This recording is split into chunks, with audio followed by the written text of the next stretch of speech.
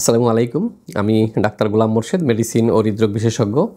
আজকে আপনাদের সাথে আলাপ করব স্ট্রেস ও হার্ট হেলথ, অর্থাৎ মানসিক চাপ কিভাবে হার্টের রোগ তৈরি করে অথবা হার্টের উপরে প্রভাব ফেলে এ নিয়ে। বিষয়টি কিন্তু বেশ গুরুত্বপূর্ণ এবং অনেক মানুষের কিন্তু এই মানসিক চাপ বা স্ট্রেস রয়েছে। তাহলে কি তাদের হার্টের সমস্যা হয়ে যেতে পারে? এই যে আমাদের আলোচনাটি, এটি কেন্দ্র করে মানসিক চাপে যারা ভুগেন এবং খুব অ্যাংজাইটি, টেনশন, স্ট্রেসে থাকেন, তাদের দেখা যায় যে শরীরের ভিতরে কতগুলো হরমোন সিক্রেশন হয়। টেনশন, অ্যাংজাইটি বা স্ট্রেসের কারণে স্ট্রেস হরমোন সিক্রেশন হয় এবং বেশ কয়েকটি 4-5টি স্ট্রেস হরমোন রয়েছে আমাদের শরীরে। এই হরমোনগুলো শরীরের ভিতরে গিয়ে কতগুলো বায়োকেমিক্যাল প্রসেস তৈরি করে এবং তার মাধ্যমে দেখা যায় যে শরীরের সুগার বেড়ে যায় এবং রক্তনালী সংকুচিত হয়, রক্তনালী ক্ষতিগ্রস্ত হয়, রক্তনালীর ভিতরের যে আন্তঃদেয়ালের পর্দা এটা ক্ষতিগ্রস্ত হয় এবং এই যে সুগার বেড়ে যাওয়া, সেখান থেকে আবার কোলেস্টেরল বেড়ে যেতে পারে এবং ওই হরমোনগুলোর, স্ট্রেস হরমোনগুলোর রেসপন্সে সুগার বেড়ে যাওয়া, কোলেস্টেরল বেড়ে যাওয়া, রক্তনালী ক্ষতিগ্রস্ত হওয়া, এই যে প্রক্রিয়া, এর কম্বিনেশন আমাদের দেখা যায় যে হার্টের রক্তনালীতে ব্লক তৈরি হতে পারে অথবা হার্ট অ্যাটাক হতে পারে এবং অনেক বেশি স্ট্রেসের কারণে দেখা যায় যে হার্ট ফেলিউর হয়ে যেতে পারে, অর্থাৎ হার্ট বড় হয়ে যায়, হার্ট ফুলে যায়। হার্ট ফুলে গিয়ে, বড় হয়ে গিয়ে, ফুলে গিয়ে হার্টের কার্যক্ষমতা অনেক কমে যায় এবং হার্ট ফেলিউর হয়ে যায় এবং এই রোগটি সাধারণত নারীদের ক্ষেত্রে একটু বেশি হয়, পুরুষদের ক্ষেত্রেও হতে পারে। এবং আপনি দেখুন যে হঠাৎ করে তীব্র কোনো মানসিক চাপে একজন মানুষের হার্ট ফেলিউর হয়ে গেল, তাহলে স্ট্রেসের সাথে, মানসিক চাপের সাথে হার্টের রিলেশন কত নিবিড়, কত সম্পর্কযুক্ত। তীব্র মানসিক চাপ, তীব্র মানসিক আঘাতে তার হার্ট বড় হয়ে গেল, একদম ফুলে যায় হার্ট এবং হার্ট ফেলিউর হয়ে যায়। হার্টের কার্যক্ষমতা যেটি 55-60% থাকার কথা, সেটি 20%, 22%-এ চলে আসে, 30%-এর নিচে চলে যায়।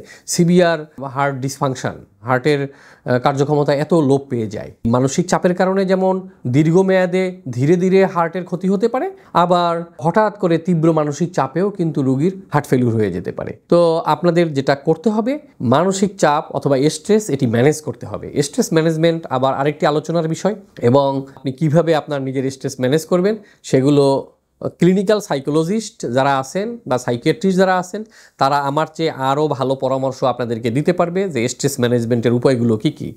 স্ট্রেস আমাদের নানান দিক থেকে আসে।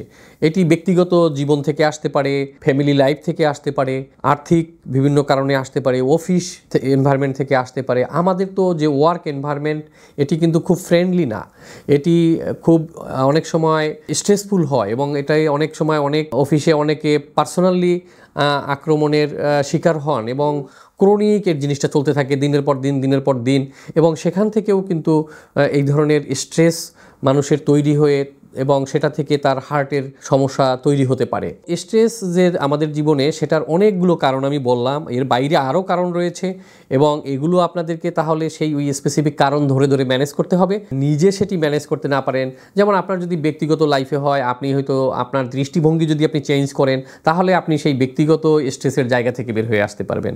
আপনার যদি ফ্যামিলি লাইফে হয়, তাহলে অনেক সময় নিজেরা আলাপ আলোচনার মাধ্যমে আপনারা সেখান থেকে বেরিয়ে আসতে পারবেন। আর্থিক কারণে স্ট্রেস থাকলে সেটি অনেক সময় মেনে নিয়ে আপনি স্ট্রেস থেকে বেরিয়ে আসতে পারবেন বা অন্যভাবে কোনোভাবে ক্ষতি পুষিয়ে উঠতে পারলে বের হয়ে আসতে পারবেন। ওয়ার্কিং এনভায়রনমেন্টে যে স্ট্রেস হয়, সেটি অনেক সময় তো আপনার কন্ট্রোলের বাইরে, নিজের হাতেও থাকে না। আপনি প্রতিদিনই আপনি একটু বুলিংয়ের শিকার হন অথবা অন্যরা আপনাকে ডিস্টার্ব করে, আপনি মেন্টালি ডিস্টার্বড হন। তো সেগুলো আমাদের আসলে সামগ্রিকভাবে আমাদের অফিস এনভায়রনমেন্ট, ওয়ার্কিং এনভায়রনমেন্ট, সহকর্মীদের প্রতি, পরস্পরের প্রতি আমাদের ফ্রেন্ডলি করে তুলতে হবে। অর্থাৎ আমার দায়িত্ব হলো আমার অফিস এনভায়রনমেন্টে যারা কাজ করেন, আমার সাথে যারা কাজ করেন, তাদেরকে কোনো রকম মানসিক চাপ ট্রান্সমিট না করা, মানসিক চাপ না দেয়া।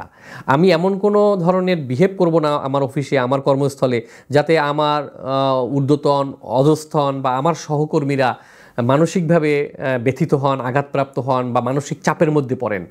এবং এটি আমাদের সবার নজর রাখা উচিত। আমি কিন্তু দেশের বাইরেও চাকরি করেছি, সিঙ্গাপুর ন্যাশনাল হার্ট সেন্টারে আমি চাকরি করেছি। আমি দেখেছি ওখানকার ওয়ার্কিং এনভায়রনমেন্ট অত্যন্ত ফ্রেন্ডলি। অর্থাৎ আমি বাংলাদেশেও চাকরি করি, এখানে দেখা যায় যে অনেক সময় একজন সহকর্মী আরেকজন সহকর্মীকে একটু বুলিং করে, একটু পিঞ্চিং করে, যাতে এমন একটা কথা বললো একটু মানসিক আঘাত পেল, এবং আমরা মনেই করি না যে আরে এই কথাটা আমার এই কথার মাধ্যমে উনি তো একটু মনে আঘাত পেলেন, একটু মনক্ষুণ্ণ হতে পারেন, আমি বরং এটি বলে উনি যে ওনাকে একটু ডাউন করে দিলাম, ওনাকে একটু মানসিক চাপে ফেলে দিলাম, এতে মনে হলো যে হ্যাঁ দিছি ওনাকে একটু, কিন্তু এটি কিন্তু ওনার জীবনের জন্য অনেক ভয়ানক ক্ষতির কারণ হতে পারে। অথচ সিঙ্গাপুরে আমি দেখেছি যে প্রত্যেক কলিগ বা সহকর্মীরা এমন থাকেন যে আমার কথায় আমার সহকর্মীর জন্য কোনোভাবে ডাউন ফিল না করেন, বুলিং ফিল না করেন, উনি যেন কোনোভাবে মানসিকভাবে একটু আঘাত না পান, মানসিক চাপে না পড়েন, মাইন্ড না করেন, সবসময় সতর্ক থাকেন তারা। এই ব্যাপারটিতে অত্যন্ত সতর্ক থাকেন। বরং আমাকে যদি কোনো কারণে ওনারা দেখেন যে আমি একটু আমার চোখে মুখে একটু টেনশন বা স্ট্রেসের ছাপ আছে, তাহলে বলবে যে how may we help you, আমরা তোমাকে কিভাবে সাহায্য করতে পারি, এনি প্রবলেম। তো ওরা আরও সহযোগিতার হাত প্রসারিত করে রাখে এবং খুব ফ্রেন্ডলি এনভায়রনমেন্ট তৈরি করে রাখে। এবং যারা ওই হসপিটালের ঊর্ধ্বতন কর্তৃপক্ষ বা ওই অফিসের ঊর্ধ্বতন কর্তৃপক্ষ, তারা তাদের অন্যান্য সহকর্মী যারা অধস্তন আছেন তাদের প্রতি আরও বেশি সহানুভূতিশীল থাকেন, তাদের কাজের খোঁজখবর নেন, তারপরে ইভেন ফ্যামিলি লাইফের খোঁজখবর নেন, বাসায় কোনো সমস্যা আছে কিনা সেই খোঁজখবরও তারা নেন এবং পার্সোনালি কথা বলেন। এবং অনেক অফিসে এবং হসপিটালে বা কর্পোরেট অফিসে আলাদা করে ক্লিনিক্যাল সাইকোলজিস্ট নিয়োগ দেওয়া রয়েছেন স্টাফদের জন্য, কর্মীদের জন্য বা কর্মচারীদের বা কর্মীদের জন্য বা অফিসারদের জন্য রয়েছে। যদি কেউ যে ওয়ার্ক লোডের কারণে যদি অনেক বেশি স্ট্রেসড আউট থাকেন, বার্ন আউট হয়ে যান, তাহলে তিনি সেখানে গিয়ে তার কাছ থেকে, ক্লিনিক্যাল সাইকোলজিস্টের কাছ থেকে কাউন্সিলিং নিতে পারবেন, এরকম ব্যবস্থা রয়েছে। আমাদের এই স্ট্রেসগুলো ম্যানেজমেন্ট আসলে অনেক বড় একটা টপিকস। আমাদের যারা ক্লিনিক্যাল সাইকোলজিস্ট রয়েছেন, আমাদের সাইকিয়াট্রিস্ট বা মানসিক রোগ চিকিৎসক বিশেষজ্ঞ রয়েছেন, তারা এই ব্যাপারে আরও আলোচনা করবেন। আমাদের হার্টের সাথে যে স্ট্রেসের যে অনেক ক্ষতিকর একটা রিলেশন রয়েছে, সেটি আজকে আমি আলোচনা করে দিলাম। ধন্যবাদ সবাইকে।